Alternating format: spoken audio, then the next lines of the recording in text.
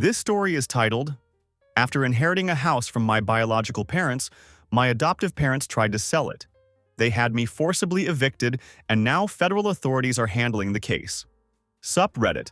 My name is Jason, and I'm 26 years old. I own what I'd consider a decent real estate portfolio, and just yesterday I had to call the police on my own father for breaking into one of my properties. If someone had told me this story 6 years ago, I would have laughed right in their face. But here we are, and honestly, I'm not even mad anymore. I'm actually impressed by the sheer audacity of what he tried to pull. Let me back up and explain how we got to this point, because it's been a long journey. When I was 16 years old, my mother passed away. It was devastating, and I was still trying to process the grief when my dad wasted absolutely no time in marrying this overbearing woman named Victoria. She was 45 at the time, and from day one, she tried way too hard to replace my mom in our household. After enduring 4 months of watching her throw away my mother's belongings and redecorate my room without even asking for my permission, I made the decision to move in with my grandfather Frank. Frank was my dad's father, a retired judge who had this massive house with something like 6 bedrooms. When I approached him about the situation, he said yes immediately to letting me move in. Looking back now, it was the best decision I ever made. My grandfather was incredibly cool about the whole arrangement. He gave me plenty of space to be a teenager, but he was always there whenever I wanted to talk about anything. More importantly, he taught me valuable lessons about money management, property ownership, and legal matters. Those lessons would end up saving my ass in ways I never could have imagined at the time. When Grandpa Frank died suddenly when I was 18, he left me everything in his will. This included his house, 3 rental properties, and enough cash to get started building my own future. The inheritance was substantial and completely changed the trajectory of my life. My dad, on the other hand, got absolutely nothing from the will. When he found out, he completely lost his mind. He started yelling and screaming about how the property should rightfully go to him since he was Grandpa's biological son. But my grandfather's will was absolutely bulletproof legally. He had even made a video recording explaining exactly why he made this decision, stating clearly that he trusted me to be responsible with the inheritance, unlike my father. Here's where the situation gets really weird. Instead of me moving back in with my dad and Victoria after inheriting the house, they decided they were going to move into my house instead. Their reasoning was that their current place was too small, and since I now had this big house, it just made sense for them to live there. Keep in mind, I was still only 18 years old at the time, so I didn't really feel like I had much choice in the matter. However, I wasn't completely powerless. I set some firm ground rules from the beginning. They absolutely could not go into my bedroom or my grandfather's office under any circumstances. Those rooms contained personal belongings and important legal papers that I needed to protect. I made this boundary crystal clear from day one. When I turned 19, I left for college out of state. During this time, I continued to let them live in the house completely rent-free. I only came back for holidays and some weekends throughout the school year. Throughout this entire period, I was the one paying all the property taxes, maintenance costs, repairs, and every other expense associated with the house.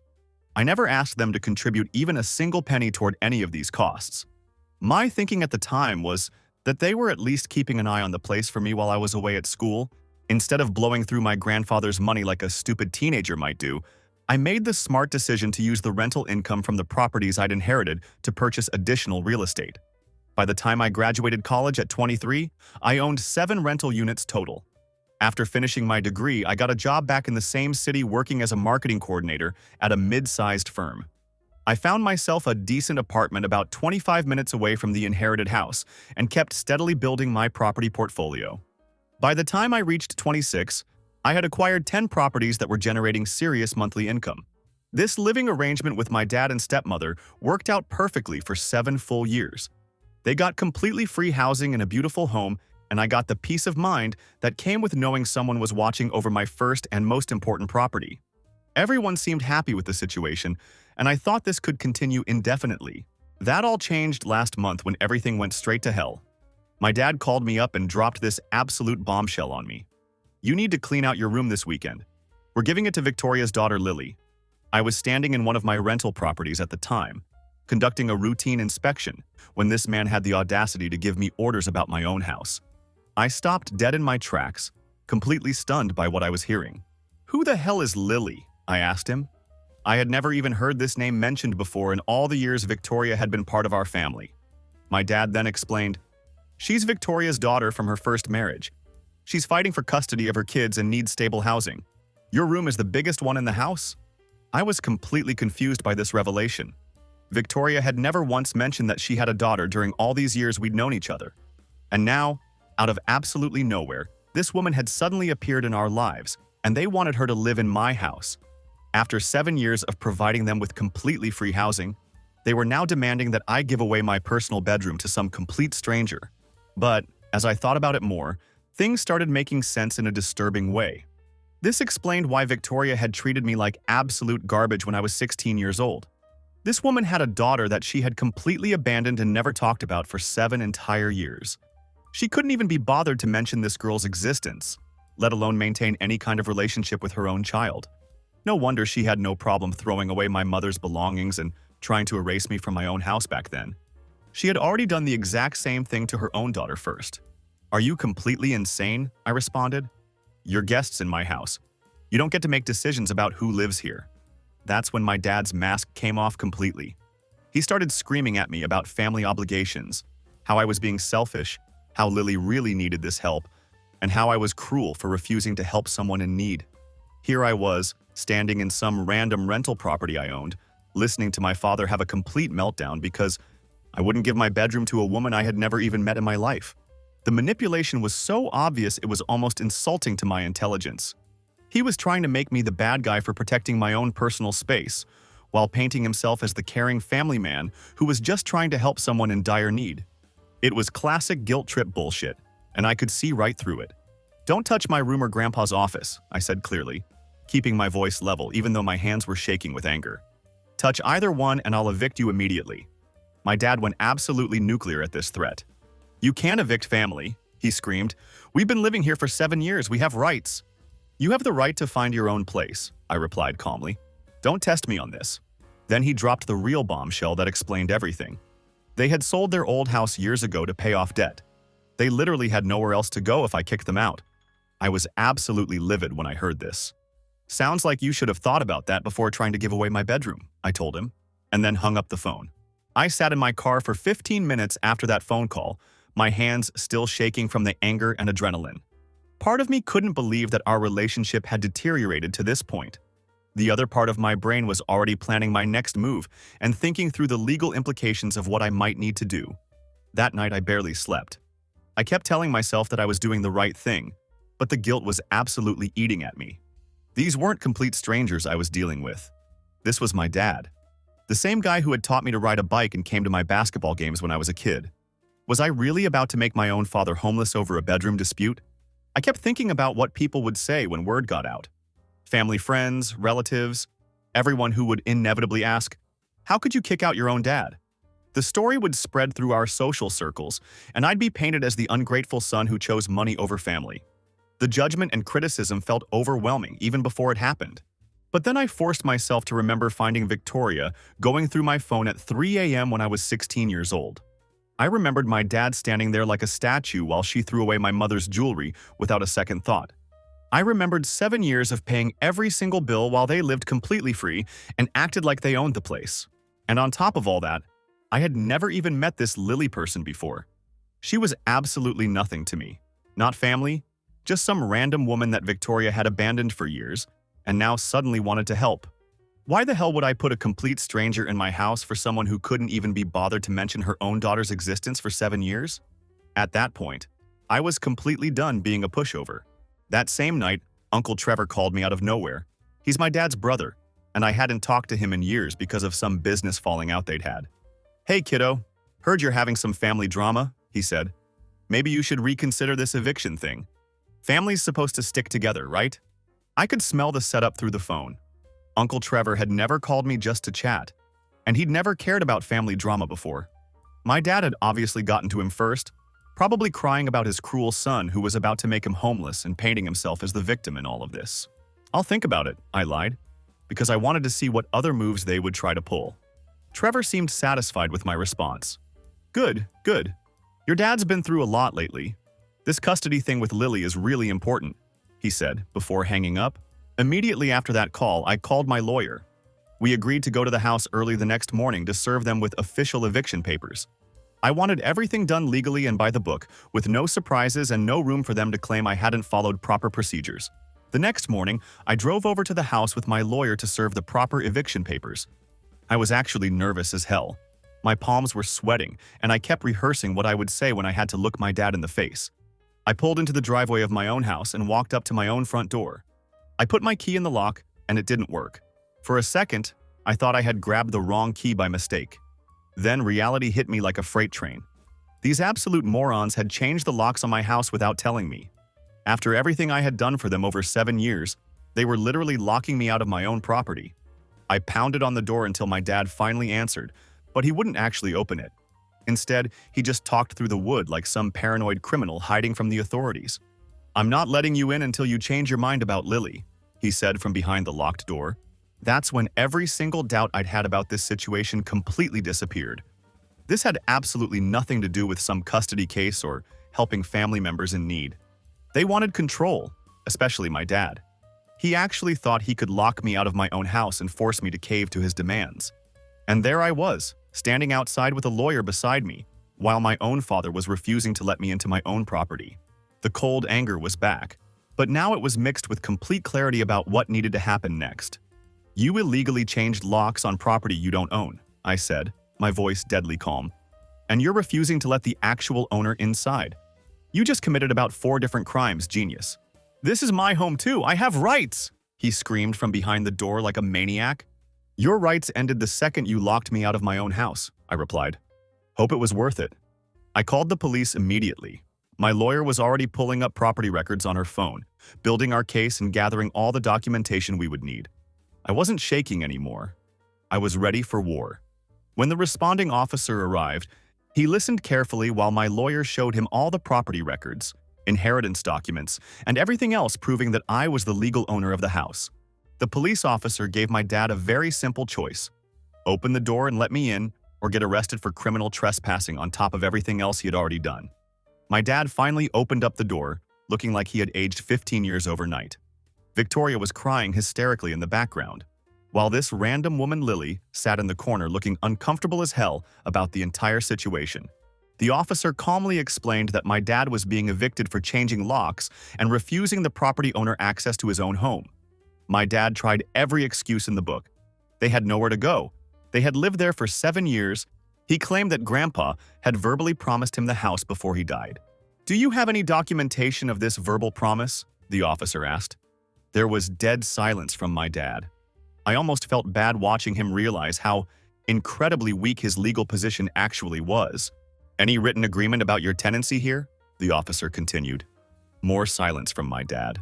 "Any proof you've been paying rent or contributing to property ownership?" My dad was scrambling now. "I've been maintaining the property," he said desperately. "I fixed the back door last year." "With your own money or money provided by the property owner?" the officer asked. That's when the truth came out. I had been paying for every single repair, every improvement, and every single expense for 7 years. My dad had been living completely free while I built a property empire around him. Watching my dad try to explain the situation to the police officer was absolutely pathetic. He kept insisting that he had rights as a long-term resident, and that this was family business that didn't need police involvement. The officer just stared at him like he was speaking complete gibberish. "Who changed the locks?" the cop asked directly. My dad claimed he didn't remember the company name, obviously lying through his teeth. I could see him calculating whether admitting to it would make things worse for him legally. The officer made some phone calls and managed to track down the locksmith within an hour. This sketchy operation had done the work without verifying ownership or getting proper documentation from my dad. When the locksmith found out over the phone that he'd been hired to lock out the actual property owner, you could hear him panicking about his license. The guy was clearly freaking out about the legal ramifications of what he'd unknowingly participated in. I pressed charges against both my dad and the locksmith. My dad got charged for illegal tampering and preventing property owner access, while the locksmith got charged for failure to verify ownership before changing locks. The officer was writing up all the reports while I stood there watching my relationship with my father officially come to an end. Part of me felt physically sick about what was happening, but I also felt genuinely relieved that all the games and manipulation were finally over. While my dad and Victoria were packing up their belongings, I got a closer look at this Lily character who had supposedly caused all this drama. She was in her mid-30s with nervous energy, constantly checking her phone like she was expecting bad news at any moment. Nothing about her demeanor screamed, "Mother fighting for custody of her children." I decided to test their story directly. "So what's the timeline on getting your kids back?" I asked her casually. She looked over at Victoria nervously, then back at me. "It's complicated," she said vaguely. "The court process takes time." That was red flag number one. Vague answers when a real mother would have specific dates, court schedules, and detailed timelines burned into her memory from stress and anticipation. I kept pushing for more information. "How many kids?" I asked. Another nervous glance at Victoria before answering. "Just one, a daughter," she said. "How old?" I pressed. There was a long pause before she answered. "She's 8 now." The whole interaction felt completely wrong to me. A mother who was genuinely fighting for custody would be talking nonstop about her kid, showing pictures on her phone, explaining every detail of the legal situation with passion and urgency. This woman was giving me bare minimum answers like she was making up the story on the spot. Then Victoria stopped packing her stuff and absolutely snapped at me. "Oh, give me a break," she barked, stepping between us like she owned the place. "You're really going to interrogate her like she's on trial, after everything we've been through?" She pointed right at me, her voice rising with each word. "You're a disgusting, selfish little brat with a bank account. Your mother would roll in her grave if she saw what you've become. Hoarding rooms and money while your father's on the street and your stepsister is fighting for her kid? You think this house makes you powerful? It just makes you heartless." I didn't respond. But she kept going, getting louder and more unhinged. "You didn't build this. Frank did. Your precious grandpa. And you're too cowardly to admit that without him, you'd be nothing. Just a spoiled kid playing landlord." Before I could even open my mouth to respond, the cop near the door raised his hand firmly. "Ma'am, that's enough," he said with authority. "This isn't your house, and you're one more outburst away from being removed for obstruction. I suggest you stop talking." Victoria immediately clamped her mouth shut, but the look she gave me could have melted steel. I didn't flinch or react at all, but I made a mental note to dig deeper into Lily's story later because absolutely nothing was adding up. Right now, though, the only goal was getting them out of my house for good. That first night after they moved out, I walked through my house in complete silence. After 7 years of having other people living there, suddenly it was just mine again. It should have felt good, but instead I felt this hollow emptiness settling over me. When I went into my room, I discovered that they had already started moving my stuff out in preparation for Lily. My clothes were stuffed into garbage bags, and my desk had been moved to make room for a bed they had apparently ordered for her. They had been so confident that I would eventually cave to their demands that they had already started giving away my personal space. And just like that, any lingering doubt I had about my decisions disappeared completely. These people had been planning to steamroll me regardless of what I said or how I felt about it. The lock change wasn't just a desperate move. It was step one of a calculated plan to take over my house entirely. Meanwhile, the locksmith who had changed my locks without proper verification got absolutely destroyed by the licensing board. It turns out this wasn't his first time doing shady work without verifying ownership. His license got suspended for 8 months. He had to pay a massive fine, and his business reputation was completely ruined. When the local news picked up the story about the case, the guy actually called me begging to drop the charges. His voice was shaking as he talked about his kids and his mortgage, claiming that this legal action would destroy his livelihood. I felt bad for about 15 seconds. Then I remembered that professional locksmiths are supposed to verify ownership before changing locks on any property. This is absolutely basic stuff in their industry. If you're going to change locks, the very first thing you do is make sure the person hiring you actually owns the property. It's a pretty simple concept, and ignorance isn't an excuse for not following basic professional standards. I told him, "Maybe next time you'll do your job properly." The harsh reality was that his sloppy work had enabled my father to lock me out of my own house. If I let it slide, what message did that send to other contractors who might cut corners in the future? There had to be consequences for this kind of negligence. My dad got charged with criminal mischief for the lock situation, plus trespassing for refusing to let me access my own property. During his court appearance, he showed absolutely zero remorse for what he had done. He kept insisting that he had rights to his son's property, like being related to me somehow gave him legal ownership. The judge was not having any of it. "Mr. Johnson, you illegally locked your son out of his own property, then broke into another property he owned, the judge said sternly. Your son didn't steal anything from you. He inherited property legally, and you committed crimes trying to take it from him. My dad actually stood up during sentencing and gave this whole dramatic speech about ungrateful children and family loyalty. He claimed that I was stealing his inheritance and turning my back on family by enforcing basic property rights. Watching him make that speech was one of the most uncomfortable moments of my entire life. The man who had raised me was standing in court, blaming me for his own criminal behavior and refusing to take any responsibility for his actions. Part of me wanted to stand up and say, "Dad, just stop talking, you're making it worse for yourself." But I stayed quiet. I let him talk and twist the situation however he wanted. In the end, he dug his own grave with that speech. He got 10 months total, 6 for breaking and entering, and another 4 for tampering with the locks. It wasn't exactly a moment I wanted to celebrate, but it was satisfying in its own way to see the legal system work properly. While my dad was busy dealing with court dates and legal headaches, things took another weird turn that I never saw coming. About a month after the eviction, my phone rings, and it's Uncle Trevor. The man sounds like he's in full-blown panic mode. No small talk, no pleasantries, just jumps straight into his request. He needs to sell his house immediately and won't say why, just asks if I'm interested in buying it. Now here's the part that Trevor didn't know, and this is where the story gets really good. The house he was trying to offload was actually my great-grandparents' old place, the one that Grandpa Frank had grown up in as a child. Grandpa had handed it down to Trevor years ago, but he had later told me privately that he regretted that decision. He said Trevor had let the property fall apart and didn't take care of it like he should have. Grandpa had even told me that if I ever got the chance to get that house back into the family, I should take it. He said it belonged with someone who would actually respect the family history and maintain it properly. And Trevor, he had absolutely no idea who he was calling. In his mind, I was still just that college kid who had lucked out with one inheritance. He didn't know that I had built a legitimate real estate empire while he wasn't paying attention to my business activities. I offered him 45% of market value, knowing he was desperate and had limited options. He said it was too low, but I could hear the panic in his voice when he tried to negotiate. Same offer, but all cash, I countered. Close next week, and I'll cover all legal fees and moving costs. The desperation won out over his pride, and he took the deal. I mean, business is business, right? If Trevor was desperate enough to sell that fast without shopping around for better offers, that was his problem to solve, not mine. After Trevor signed the house over and took off with the cash, I figured that was the end of our interaction. Quick sale, no questions asked, everyone moves on with their lives. But about a week later, I got a call from an old neighbor who lived near Trevor's former place. She was just chatting with me about the house sale and then casually dropped this bombshell. "Funny, I thought your dad was buying it." That's what he told everyone in the neighborhood. Wait, what? That little comment sent me down a rabbit hole of investigation.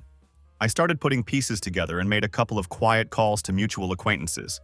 Yeah, it turns out that Trevor had originally been planning to sell the house to my dad. They had been talking for weeks about the arrangement, and my dad had been desperately scraping together whatever money he could find before he got himself arrested, thinking he would slide right back into his childhood home like nothing had ever happened. Let me clarify the timeline here because it's important. My dad didn't go to jail immediately after the first arrest.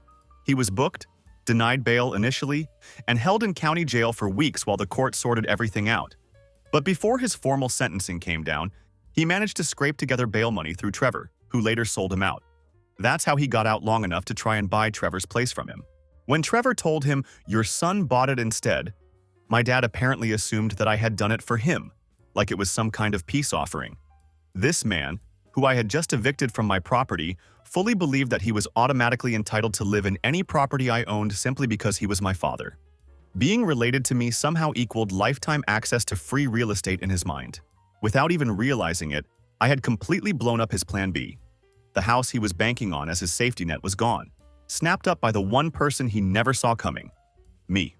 But here's the thing. He had used the last of his scraped-together money to post bail, money that was supposed to go toward buying that house from Trevor. So now he was out of jail, broke, and apparently still thinking there was some way to get what he wanted. 4 days after closing on the house, I get a notification ping from the security system I had installed to keep tabs on the contractors doing renovations. I check the live feed from my office, expecting to see drywall guys or electricians working on the project. Nope. Instead, I'm watching my 52-year-old father full-on crawling through a broken window like some bargain bin cat burglar. This wasn't subtle, and it definitely wasn't smart. Just pure desperation in action. Once he got inside, he started wandering around like he owned the place, opening drawers, checking closets, pacing around like he was planning where the couch would go in his new living room. Meanwhile, I'm sitting there watching this whole thing unfold on my phone, wondering if I should be angry or just impressed at the sheer delusion of what I was witnessing. I honestly don't know what he was thinking at that moment. He was literally breaking into property that I owned while he was already facing criminal charges for the last time he had messed with my property. Some people really never learn from their mistakes, I guess. I called the police immediately, but part of me felt physically sick about having to do it again. How had we gotten to this point in our relationship? When the cops found my dad inside the house and he tried to explain that this is my family's house and my son bought it for me, I could see them trying not to laugh at his explanation. The officers asked him for documentation proving that he lived there or had permission to be there. My dad had absolutely nothing. No job, no money, no plan, just desperation and entitlement. When the cops told him that the house he had just broken into was legally mine, you could practically hear his brain rebooting in real time. He just froze completely. He stood there like someone had yanked the electrical cord out of his mental wall socket. This wasn't some misunderstanding or miscommunication. He had already pulled the illegal lock change stunt just a couple of months earlier.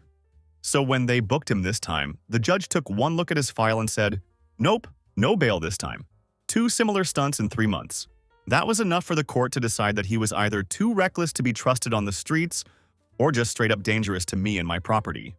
Maybe both assessments were accurate. While he sat in county jail waiting for his next hearing, I finally had the breathing room to look into something that had been bugging me since the whole Trevor situation went down. The rushed sale, the panicked phone call, the complete lack of explanation for why he needed to sell so quickly. None of it sat right with me. So I started digging deeper into the situation. I made a few quiet calls and reached out to people who ran in Trevor's social and business orbit. I contacted old business associates, mutual acquaintances from the local investor scene, anyone who might have insight into what had been going on with him recently. It took a bit of time and detective work, but I finally pieced together the whole story.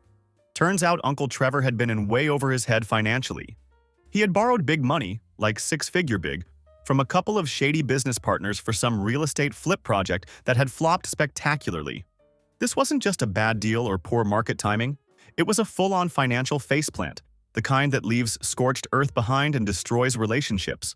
When the cash dried up and he couldn't pay back the loans he had taken, these guys didn't just send polite emails or formal letters. They came knocking with legal threats and serious pressure to liquidate his assets immediately. We're talking about real heat and genuine consequences for his financial irresponsibility. Uncle Trevor, being the coward that he is, obviously panicked when the pressure started mounting. Instead of owning his mess and dealing with the consequences like an adult, he started quietly offloading everything he could get his hands on. He was selling off furniture, draining his investment accounts, even liquidating personal belongings, all under the radar. It was like watching someone deliberately set their own life on fire, just so the flames wouldn't have a chance to touch anyone else around them. And yeah, you can imagine how proud I am of my uncle right now.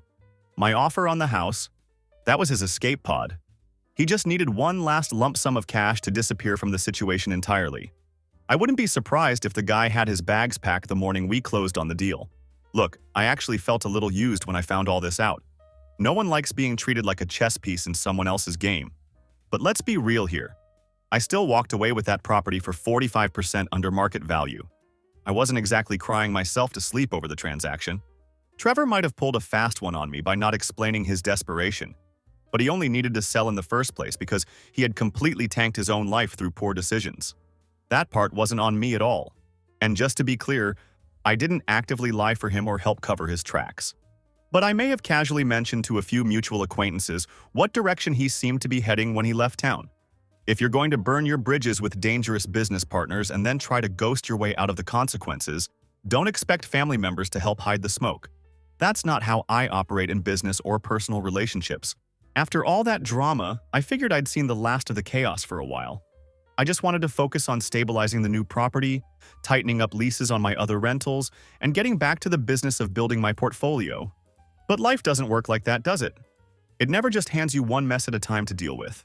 While I was still juggling the legal cleanup from my dad's latest stunt and managing the Trevor House situation, the past came crawling out from a totally different direction and hit me harder than I expected.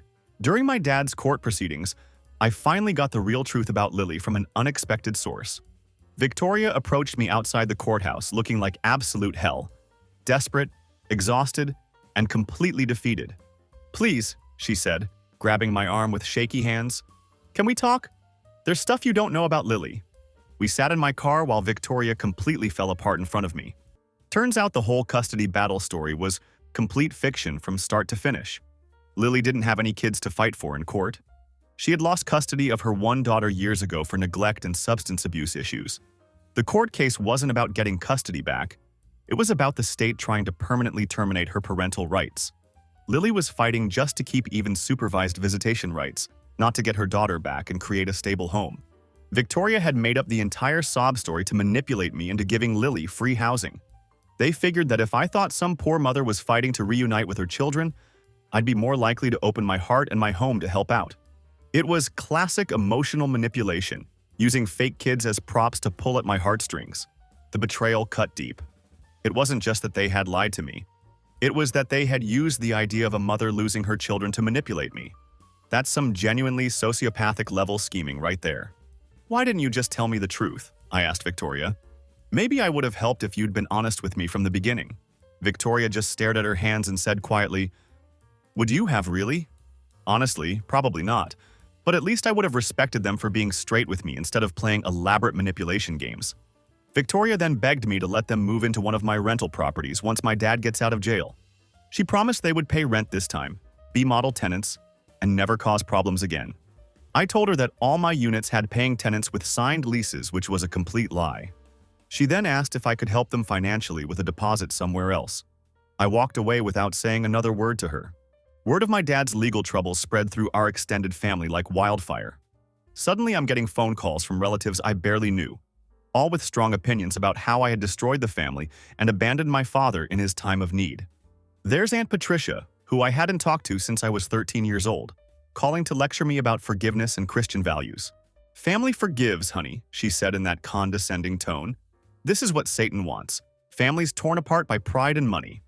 According to her twisted logic, I was somehow doing the devil's work by enforcing basic property rights. Then there's Uncle Brian, my dad's cousin, who wanted to know if I was really going to let family end up homeless over some silly property dispute. Like 7 years of completely free housing was just a silly misunderstanding that could be laughed off. Every single conversation followed the exact same script. I was painted as the bad guy for enforcing reasonable boundaries. My dad was portrayed as the victim of unfortunate circumstances beyond his control. And I should fix everything by giving him money or housing, because that's what family does for each other. The manipulation was so obvious it was actually insulting to my intelligence. Not one of these people offered to help my dad themselves. Not one of them opened their own homes or checkbooks to solve his housing problem. They just wanted me to sacrifice my property and income to solve a problem that my dad had created through his own poor choices. "Why don't you let him stay with you?" I asked Uncle Brian directly. "Well, we don't have the space," he replied, without missing a beat. "I see. So I should house him for free, but you can't because you don't have space." "Got it," I said before hanging up. My dad was released from jail last week. Victoria called to inform me and said that Dad wanted to meet with me to clear the air and start over with a clean slate. I declined the meeting immediately. She asked again if I could help them financially in any way.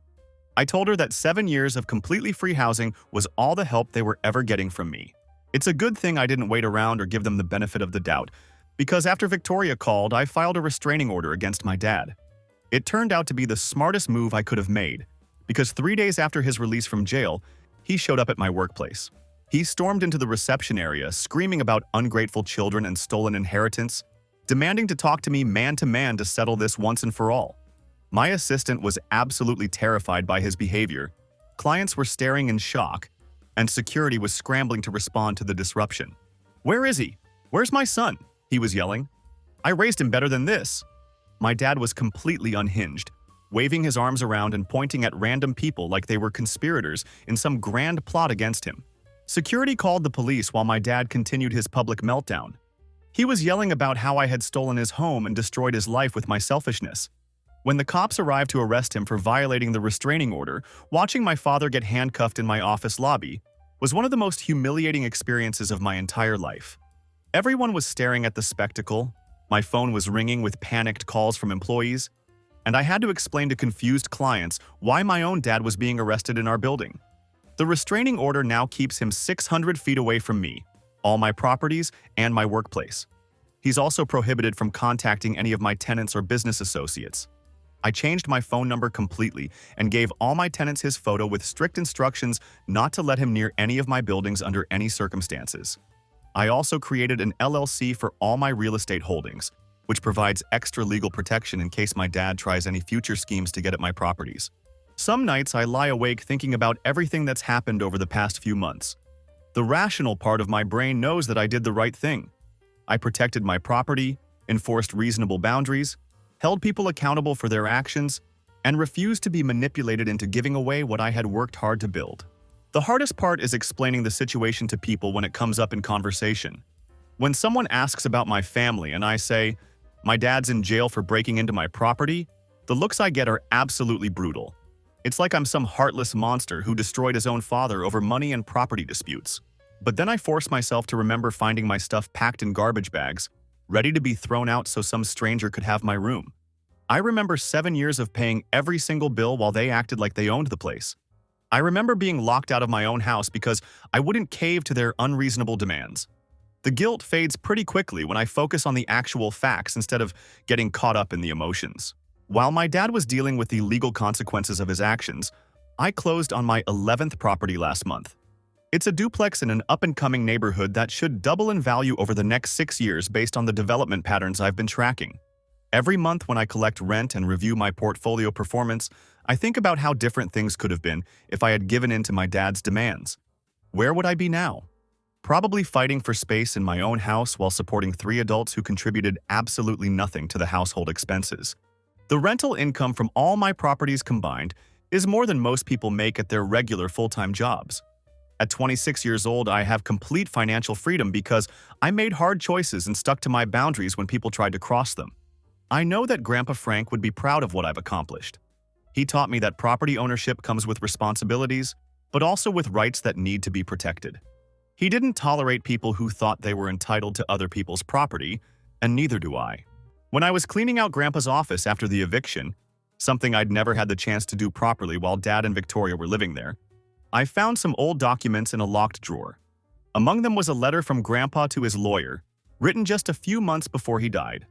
In it, Grandpa explained his disappointment in both his sons and why he had planned to leave his estate to me instead of them. The letter mentioned that my dad had borrowed over $120,000 from him over the years and never paid back a single cent. It also revealed that Trevor had actually stolen money from Grandpa's real estate business when he worked there in his 20s. The letter made it crystal clear that Grandpa believed neither of his sons was financially responsible or trustworthy with money or property. Reading that letter made me realize that I had made the right call with both of them. Grandpa had seen their true character long before I did, and his decision to leave everything to me was based on years of observing their behavior and choices. Now my dad is living in some tiny studio apartment across town, working retail at 52 years old, because his credit is completely destroyed and he has a criminal record that makes it nearly impossible to find decent employment. Victoria moved back to her home state to live with relatives after divorcing him while he was in jail. She actually sent me a message a few months later to let me know about the divorce and to apologize for everything that had happened during this whole ordeal. I blocked her number halfway through reading the conversation. I don't want anything to do with that part of my life anymore. Lily disappeared completely once the free housing opportunity dried up. I have no idea where she ended up, and honestly, I don't care. The whole custody battle story was fabricated from the beginning, so whatever her real situation is, it's not my problem to solve. My real estate empire keeps growing steadily. I'm looking at 3 more properties next month, both with strong rental potential in neighborhoods that are starting to turn around economically. The market conditions are perfect for expansion right now. Trevor tried reaching out to me on social media last month, probably looking for a place to crash now that his creditors have likely tracked him down wherever he disappeared to. I blocked him before he could even finish typing whatever sob story he was planning to send me. I have zero interest in getting involved in his financial mess. Looking back on everything, 7 years of completely free housing wasn't enough for them. Paying every bill, every repair, every tax bill, and every maintenance cost wasn't enough.